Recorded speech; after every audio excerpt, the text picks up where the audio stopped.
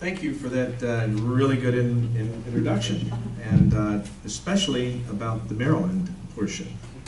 I guess that it is quite possible that people would think that even though I've only spent 19 years of my life in West Virginia, that I don't appreciate it, and that's not really true, because I am a native West Virginian.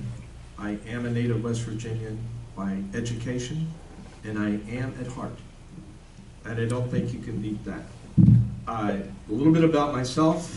I left West Virginia because I was drafted. It wasn't voluntarily. Anyone who's ever been drafted, and there may be a few in the room, but not under 40, I don't think, that they tell you where to go. Fortunately, that led to my going to the military academy and graduating. And upon graduation from the military academy, there were no jobs for me in West Virginia.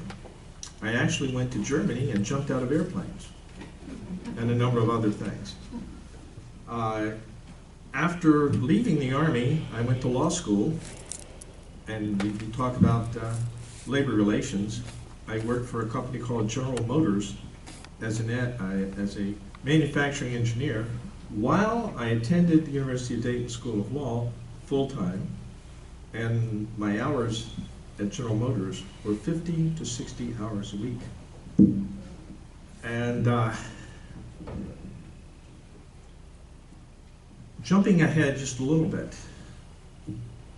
I was an intellectual property counsel for General Electric, one of their major businesses. And at that time, I spent a lot of time going around the world and the United States as part of a multifunctional team, doing billion-dollar business transactions. And I learned an awful lot from that, I assure you. And getting back to Maryland, I'm in Washington, have a consulting practice in intellectual property and government relations, and I saw where Mr. Mooney was elected to the House of Representatives from my district in West Virginia. And I could not believe that we would do that. And I looked at all the data, and I said, if I'm ever going to do anything, this is the time to do it. This is how I can return to West Virginia and pay the people of West Virginia back for the wonderful education and upbringing that they provided me here in this state.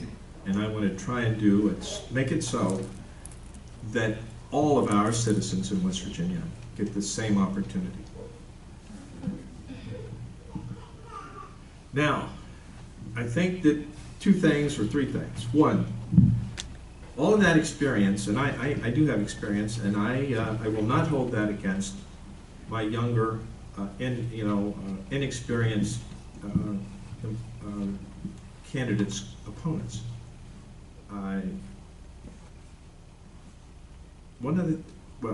I learned during that time to be a good listener, and I was trying to practice that here, and I want to hear what West Virginians have to say, not what the Republicans have to say, or other Democratic parties in other Democratic states. I'm interested in what the West Virginian people have to say and what they want. And over time, I developed being what is known as a quick study.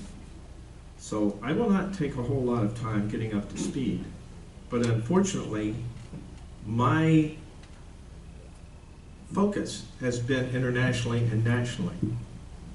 But I can learn the intricacies of the West Virginian situation because at one time I learned it, I lived it. Perhaps my most distinguishing quality or contribution is that I have contacts internationally and nationally that I can approach with questions about these companies locating businesses in West Virginia. One of my West Point classmates, Senator Reed of Rhode Island, and I go way back to the first day we entered the academy. And he is a prominent senator and a very close friend. There are others in the Congress that I will have the unique position of having personal relationships with congressmen from other states. And I will be able to work with them to determine how we can trade, actually it's called negotiate, and compromise to get things done for not only the American people, but also for the West Virginia citizens.